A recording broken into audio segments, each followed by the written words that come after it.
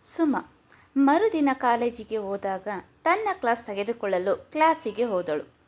ಅಲ್ಲಿ ಪಾಠ ಮಾಡುತ್ತಿರಬೇಕಾದರೆ ಒಂದು ಹುಡುಗಿ ತನ್ನ ಕಣ್ಣಲ್ಲಿ ನೀರು ತುಂಬಿಕೊಂಡು ಕುಳಿತಿದ್ದಳು. ಅದನ್ನು ಗಮನಿಸಿದ ಸುಮ ಅವಳನ್ನು ಪಾಠದ ಮಧ್ಯೆ ಏನೂ ಕೇಳಲಿಲ್ಲ. ಪೀರಿಯಡ್ ಮುಗಿದ ಮೇಲೆ ಕ್ಲಾಸ್ ಬಿಟ್ಟು ಹೊರಟಾಗ ಆ ಹುಡುಗಿಯನ್ನು ಕರೆದಳು. ಆ ಹುಡುಗಿ ಅಳುತ್ತಾ ಸುಮಳನ್ನು ಹಿಂಬಾಲಿಸಿದಳು. ಸ್ಟಾಫ್ ರೂಮಿಗೆ ಹೋಗುವ ತನಕ ಏನೂ ಮಾತನಾಡಲಿಲ್ಲ ಸುಮ. ಸ್ಟಾಫ್ ರೂಮಿಗೆ ಹೋಗುತ್ತಲೇ ಚೇರ್ ಮೇಲೆ ಕುಳಿತು ಆ ಹುಡುಗಿಯನ್ನು ಮಾತನಾಡಿಸಿದಳು. ಯಾಕಮ್ಮ, ನೀನು ಕ್ಲಾಸಿನಲ್ಲಿ ಕಣ್ಣಲ್ಲಿ ನೀರು ತುಂಬಿಕೊಂಡು ಕುಳಿತಿದ್ದೆ, ಮೈಯಲ್ಲಿ ಹುಷಾರಿಲ್ವಾ ಎಂದಾಗ ಆ ಹುಡುಗಿ ತನ್ನ ದುಃಖ ನುಂಗಿಕೊಳ್ಳುತ್ತಾ, ಹಾಗೇನಿಲ್ಲ ಮ್ಯಾಮ್, ಮತ್ತೆ ಕೇಳ್ತಾ ಇರುವೆ, ಏನಿಲ್ಲ ಮ್ಯಾಮ್ ಎನ್ನುತ್ತಿರುವಂತೆ ಅವಳ ಕಣ್ಣಲ್ಲಿಯೇ ನೀರು ಜಾರಿ ಕೆನ್ನೆ ಮೇಲೆ ಬಂದು ಬಿದ್ದವು. ಸುಮ ಅವಳನ್ನು ನೋಡುತ್ತಿರುವಂತೆ ಅವಳು ತನ್ನ ಕೈಯನ್ನು ಬಾಯಿಗೆ ಹಿಡಿದುಕೊಂಡು ಜೋರಾಗಿ ಅಳತೊಡಗಿದಳು.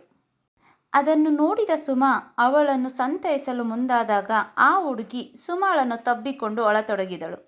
ಅವಳ ಬೆನ್ನ ಮೇಲೆ ಕೈ ಆಡಿಸುತ್ತಾ ಅವಳನ್ನು ಸಮಾಧಾನ ಪಡಿಸತೊಡಗಿದಳು.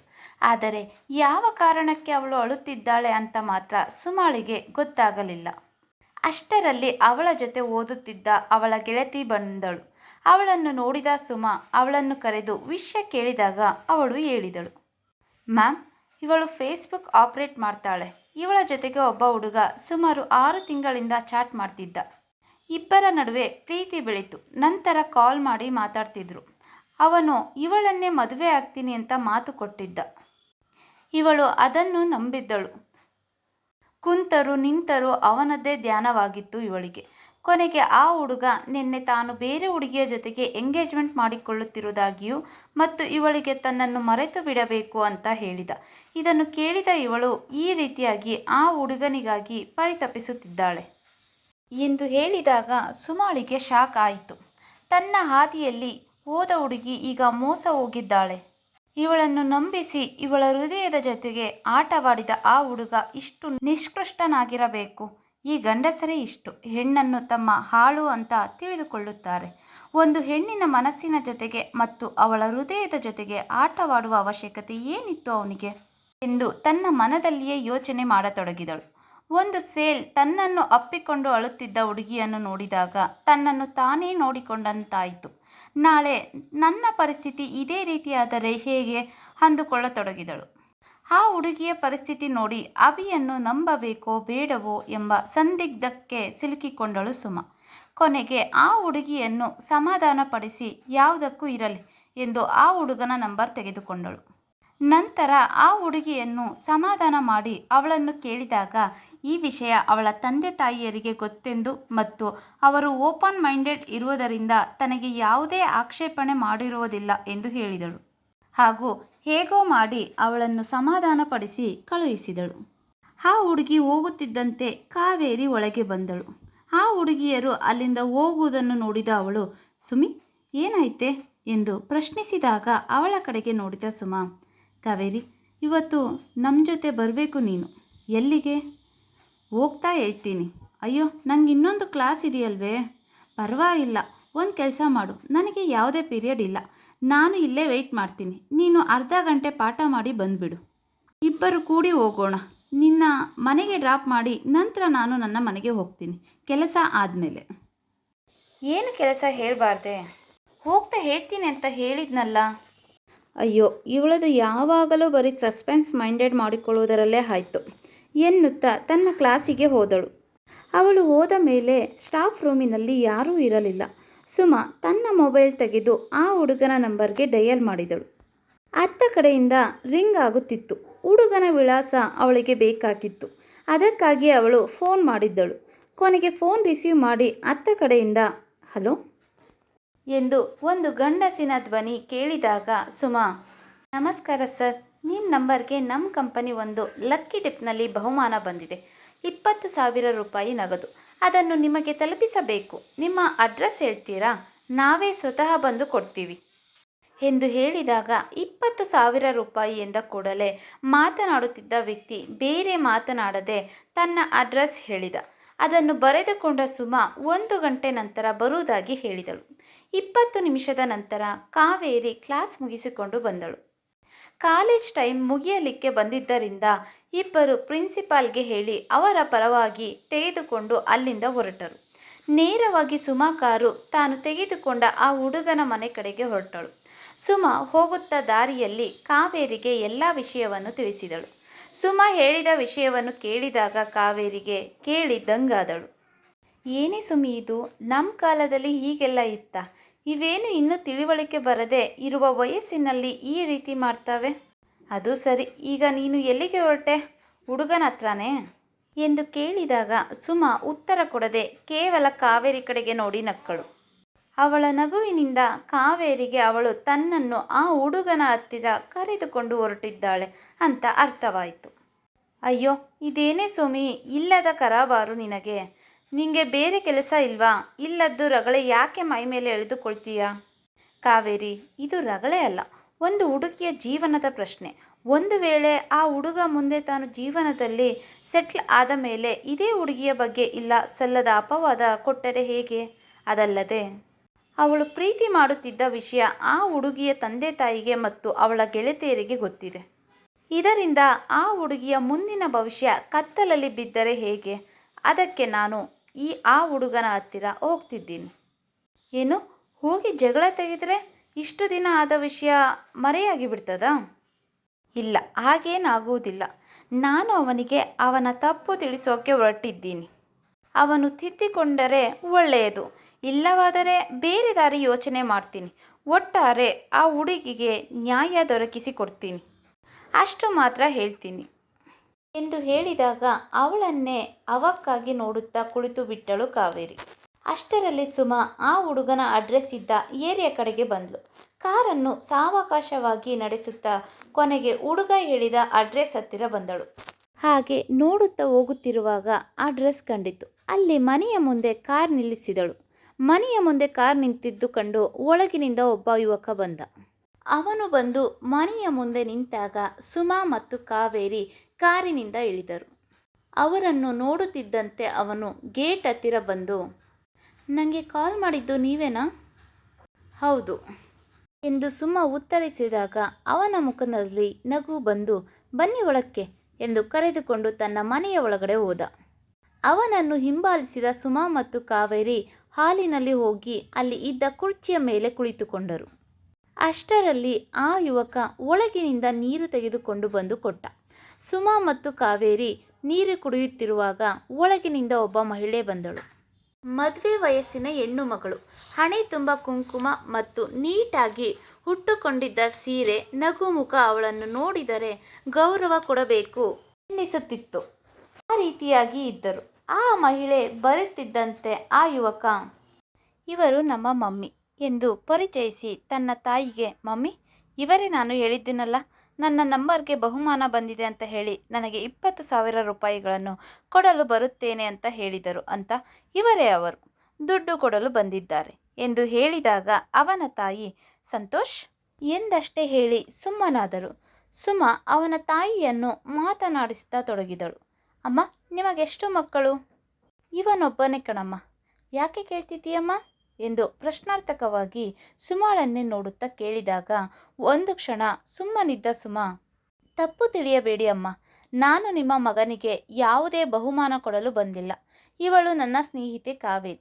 ನಾವಿಬ್ಬರು ಕಾಲೇಜಿನಲ್ಲಿ ಲೆಕ್ಚರರ್ ಅಂತ ಕೆಲಸ ಮಾಡುತ್ತಿದ್ದೇವೆ. ನನ್ನ ಕಾಲೇಜಿನಲ್ಲಿ ಒಂದು ಹುಡುಗಿ ಇದೆ, ಗೀತಾ ಅಂತ. ಅವಳು ನಿಮ್ಮ ಮಗ ಇಬ್ಬರು ಫೇಸ್ಬುಕ್ನಲ್ಲಿ ಪರಿಚಯವಾಗಿದ್ದಾರೆ. ನಂತರ ಒಬ್ಬರನ್ನೊಬ್ಬರು ಮಾತನಾಡಿಸಿದ್ದಾರೆ. ನಿಮ್ಮ ಮಗ ಅವಳಿಗೆ ತಾನು ಅವಳನ್ನು ಮದುವೆಯಾಗುವುದಾಗಿ ಭರವಸೆ ನೀಡಿದ್ದಾನೆ. ಆ ಹುಡುಗಿಯ ಮನೆಯಲ್ಲಿ ಸಹ ಇವರಿಬ್ಬರ ಲವ್ಗೆ ಒಪ್ಪಿಕೊಂಡಿದ್ದಾರೆ. ತಮ್ಮ ಮಗಳು ತಪ್ಪು ಹಾದಿ ಹಿಡಿಯುವುದಿಲ್ಲವೆಂಬ ಭರವಸೆ ಅವರಿಗೆ. ಕೊನೆಗೆ ನಿಮ್ಮ ಮಗ ಯಾವುದೋ ಬೇರೆ ಹುಡುಗಿಯ ಜೊತೆಗೆ ತನ್ನ ಎಂಗೇಜ್ಮೆಂಟ್ ಆಗುವುದಿದೆ ಎಂದು ಹೇಳಿ ಮತ್ತು ಅವಳಿಗೆ ತನ್ನನ್ನು ಮರೆತು ಬಿಡುವುದಾಗಿ ಹೇಳಿದ್ದಾನೆ ಎಂದು ಹೇಳಿದಾಗ ಎದುರಿಗೆ ಕುಳಿತ ರವಿ ಗಾಬರಿಯಾಗಿ ಇವರಿಬ್ಬರ ಕಡೆಗೆ ನೋಡುತ್ತಿದ್ದ. ಅವನ ಮುಖ ಬಿಳಿಚಿಕೊಂಡಿತ್ತು. ಅನಿರೀಕ್ಷಿತವಾಗಿ ಬರಸಿಡಿಲು ಬಂದು ಅವನ ಮೇಲೆ ಬಿದ್ದಂತಾಗಿತ್ತು. ಅಲ್ಲದೆ ಸುಮಾ ಮತ್ತು ಕಾವೇರಿ ಹೇಳಿದ ಮಾತನ್ನು ಕೇಳುತ್ತಾ ಕುಳಿತಿದ್ದ ರವಿಯ ತಾಯಿ ಮುಖದಲ್ಲಿ ಸಿಟ್ಟು ಎದ್ದು ಕಾಣುತ್ತಿತ್ತು. ಸುಮಾ ಹೇಳುವುದನ್ನು ಮುಗಿದ ಮೇಲೆ ಅವನ ತಾಯಿ ರವಿಯ ಕಡೆಗೆ ತಿರುಗಿಕೊಂಡು, ಏನೋ ರವಿ, ಹೀಗೆಲ್ಲ ಮಾಡಿದೀಯಾ ಯಾಕೋ ಹೀಗೆ ಮಾಡಿದೆ? ಒಂದು ಹುಡುಗಿ ಮನಸ್ಸಿನ ಜೊತೆಗೆ ಮತ್ತು ಅವಳ ಭಾವನೆಗಳ ಜೊತೆಗೆ ಆಟವಾಡೋದಕ್ಕೆ ನಾಚಿಕೆ ಆಗಲಿಲ್ಲವೇ? ಇದೇನಾ ನೀನು ಸೇಲ್ ಹಿಡಿದುಕೊಂಡು ಮಾಡೋದು? ನಿಮ್ಮಂಥ ಮಕ್ಕಳು ಏನೋ ಸಾಧಿಸ್ತಾರೆ ಅಂತ ನಾವು ತಂದೆ ತಾಯಿ ನಿಮ್ಮನ್ನು ನಂಬಿ ಕೂತುಕೊಂಡಾದರೆ ನೀನು ಈ ರೀತಿಯಾಗಿ ಮಾಡಿದ್ದೀಯಾ ಯಾಕೆ ಎಂದು ಜೋರಾಗಿ ಅವನನ್ನು ಕೇಳಿದಾಗ ರವಿ ತೊದಲುತ್ತಾ, ಇಲ್ಲ ಅಮ್ಮ, ಅದು ಸುಮ್ಮನೆ ತಮಾಷೆ ಮಾಡೋಕ್ಕೆ ಹೋಗಿ ಈ ರೀತಿಯಾಗಿದೆ. ಏನು? ಒಂದು ಹೆಣ್ಣಿನ ವಿಷಯದಲ್ಲಿ ತಮಾಷೆ ಮಾಡೋದಕ್ಕೆ ನೀನ್ಯಾರು? ಒಂದು ವೇಳೆ ಅಕಸ್ಮಾತ್ ಆ ಹುಡುಗಿ ಏನಾದರೂ ಮಾಡಿಕೊಂಡಿದ್ದರೆ ಯಾರು ಹೊಣೆ ಆಗ್ತಿದ್ದರು? ಇವರು ಬಂದು ಹೇಳಿದರೂ ಸರಿ, ಇಲ್ಲವಾದರೆ ಇನ್ನೂ ಏನೇನೋ ರಾದಂತ ಮಾಡುತ್ತಿದ್ದೀಯೋ ದೇವರೇ ಬಲ್ಲ ಎಂದು ಹೇಳಿ ತಲೆಯ ಮೇಲೆ ಕೈ ಹೊತ್ತುಕೊಂಡು ಕುಳಿತರು. ಅವರ ಕಣ್ಣಿನಲ್ಲಿ ನೀರು ಬಂದಿತ್ತು. ಅಳುವುದೆಂದೇ ಬಾಕಿ ಇತ್ತು. ಆದರೆ ಸುಮಾ ಮತ್ತು ಕಾವೇರಿ ಎದುರಿಗೆ ಅಳಬಾರದು ಎಂಬ ಕಾರಣಕ್ಕೆ ತಮ್ಮ ದುಃಖವನ್ನು ಹೊರಗೆ ಕಣ್ಣೀರಿನ ರೂಪದಲ್ಲಿ ಬಂದರೂ ಅವುಗಳನ್ನು ಅಲ್ಲಿಯೇ ಕಣ್ಣಿನಲ್ಲಿ ತಡೆಹಿಡಿದರು.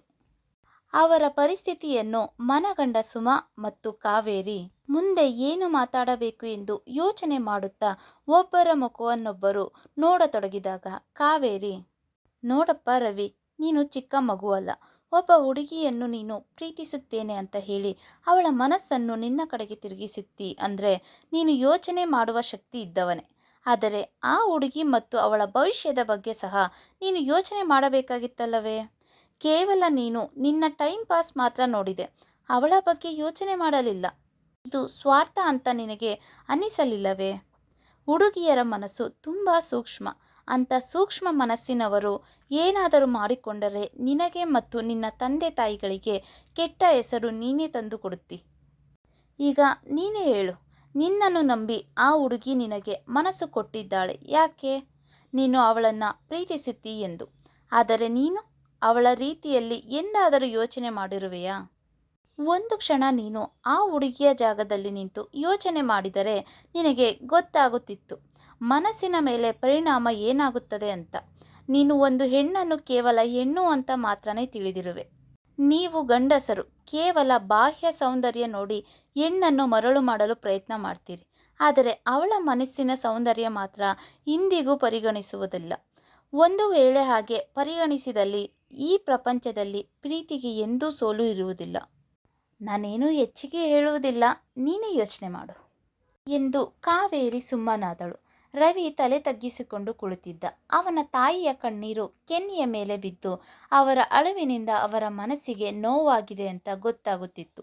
ಸುಮಾ ಅವರನ್ನು ಕುರಿತು, ಅಮ್ಮ, ನಾವೇನು ನಿಮ್ಮ ಮಗನ ವಿರುದ್ಧ ಮಾತನಾಡುವುದಕ್ಕಾಗಲಿ ಅಥವಾ ಅವನನ್ನು ಬೈಯುವುದಕ್ಕಾಗಲಿ ಬಂದಿಲ್ಲ. ನಮಗೆ ಬೇಕಾಗಿದ್ದು ಇಷ್ಟೇ. ಗೀತಾ ಒಳ್ಳೆಯ ಹುಡುಗಿ, ಅವಳಿಗೆ ಅನ್ಯಾಯ ಆಗಬಾರದು. ತಿಳಿಯದ ವಯಸ್ಸಿನಲ್ಲಿ ಇಂಥವೆಲ್ಲ ಸಹಜ. ಆದರೆ ಅವರಿಗೆ ತಿಳಿಸಿ ಹೇಳಬೇಕಾದ ನಾವುಗಳು ಸರಿಯಾಗಿ ಹೇಳದಿದ್ದರೆ ಮತ್ತು ಅವರ ಕಡೆಗೆ ಸರಿಯಾಗಿ ಗಮನ ಕೊಡದಿದ್ದರೆ ಲೈಫ್ ಹಾಳು ಮಾಡಿಕೊಂಡು ಬಿಡುತ್ತಾರೆ.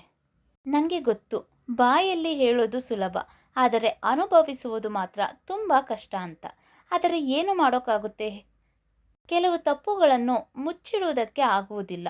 ಆ ಹುಡುಗಿ ಇಂದು ನನ್ನ ಕ್ಲಾಸಿನಲ್ಲಿ ಸಂಕಟ ಪಟ್ಟುಕೊಂಡು ಅಳುವುದನ್ನು ನೋಡುವುದಕ್ಕೆ ನನ್ನಿಂದಾಗದೆ ಕೊನೆಗೆ ಏನೋ ಪ್ರಯತ್ನ ಮಾಡಿ ನಿಮ್ಮ ಮನೆಗೆ ಬಂದೆ. ಒಂದು ವೇಳೆ ನಾನು ತಪ್ಪು ಹೇಳಿದರೆ ಕ್ಷಮಿಸಿ ಎಂದು ಹೇಳಿದಾಗ ರವಿ ತಾಯಿ, ಹಾಗೆನ್ನಬೇಡಿ. ಇವನು ಹೀಗೆ ಆಗುವುದಕ್ಕೆ ನೀವು ಹೇಳಿದಂತೆ ನಾನು ಸಹ ಒಂದು ರೀತಿಯಿಂದ ಕಾರಣಳಾಗುತ್ತೇನೆ.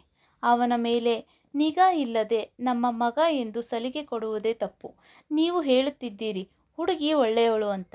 ನಾನು ನಮ್ಮ ಮನೆಯವರನ್ನು ಕರೆದುಕೊಂಡು ಹೋಗಿ ಅವರ ಮನೆಗೆ ಭೇಟಿ ಕೊಟ್ಟು ಸಾಧ್ಯವಾದರೆ ಅವರು ಒಪ್ಪಿಕೊಂಡರೆ ಅದೇ ಹುಡುಗಿಯನ್ನು ನಮ್ಮ ಮನೆಯ ಸೊಸೆಯನ್ನಾಗಿ ಮಾಡಿಕೊಳ್ತೀನಿ.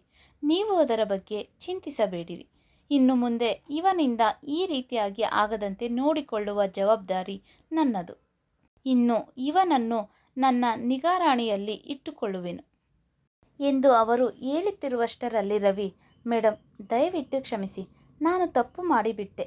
ಕೇವಲ ಟೈಮ್ ಪಾಸ್ಗೋಸ್ಕರ ನಾನು ಈ ರೀತಿ ಮಾಡಿದ್ದೆ. ಆದರೆ ಅದು ಇಷ್ಟು ದೀರ್ಘವಾಗಿ ಮುಂದುವರೆದು ಇಂಥ ಪರಿಣಾಮ ನೀಡುತ್ತದೆ ಅಂತ ಮಾತ್ರ ನನಗೆ ಅನ್ನಿಸಿರಲಿಲ್ಲ. ನಮ್ಮ ತಾಯಿ ಹೇಳಿದಂತೆ ನಾನು ಮಾಡುತ್ತೇನೆ ಎಂದು ಹೇಳಿ ಅವರ ಎದುರಲ್ಲಿಯೇ ಅವನು ಗೀತಾಳಿಗೆ ಫೋನ್ ಮಾಡಿಬಿಟ್ಟ. ಅವಳು ಮೊದಲು ಫೋನ್ ರಿಸೀವ್ ಮಾಡಿಕೊಳ್ಳಲಿಲ್ಲ. ಎರಡನೇ ಸಲ ಹಚ್ಚಿದಾಗ ರಿಸೀವ್ ಮಾಡಿಕೊಂಡಾಗ ರವಿ ಅವಳಿಗೆ ನಡೆದ ವಿಷಯವನ್ನೆಲ್ಲ ಹೇಳಿ ಫೋನ್ ಸುಮಾ ಕೈಗೆ ಕೊಟ್ಟ. ಸುಮಾ ಅವಳ ಜೊತೆಗೆ ಮಾತನಾಡಿ ಅವಳಿಗೆ ಧೈರ್ಯ ಹೇಳಿದಳು ಮತ್ತು ರವಿ ತನ್ನ ತಂದೆ ತಾಯಿಯರ ಜೊತೆಗೆ ಅವರ ಮನೆಗೆ ಬರುತ್ತಾನೆ ಎಂದು ಸಹ ತಿಳಿಸಿದಾಗ ಗೀತಾ ಸುಮಾ ಮತ್ತು ಕಾವೇರಿಗೆ ಧನ್ಯವಾದ ಹೇಳಿದಳು. ತಾವು ಬಂದ ಕಾರ್ಯ ಯಶಸ್ವಿಯಾಗಿ ಮುಗಿಯಿತು ಎಂದುಕೊಂಡು ಅಲ್ಲಿಂದ ಹೊರಡಲು ಅನುವಾದರು. ಆದರೆ ರವಿ ತಾಯಿ ಮಾತ್ರ ಅವರಿಬ್ಬರನ್ನು ಬಿಡದೆ ಬಲವಂತವಾಗಿ ಅವರಿಬ್ಬರಿಗೆ ಊಟ ಮಾಡಿಸಿ ಅಲ್ಲಿಂದ ಬೀಳ್ಕೊಟ್ಟರು. ಮುಂದುವರಿಯುವುದು.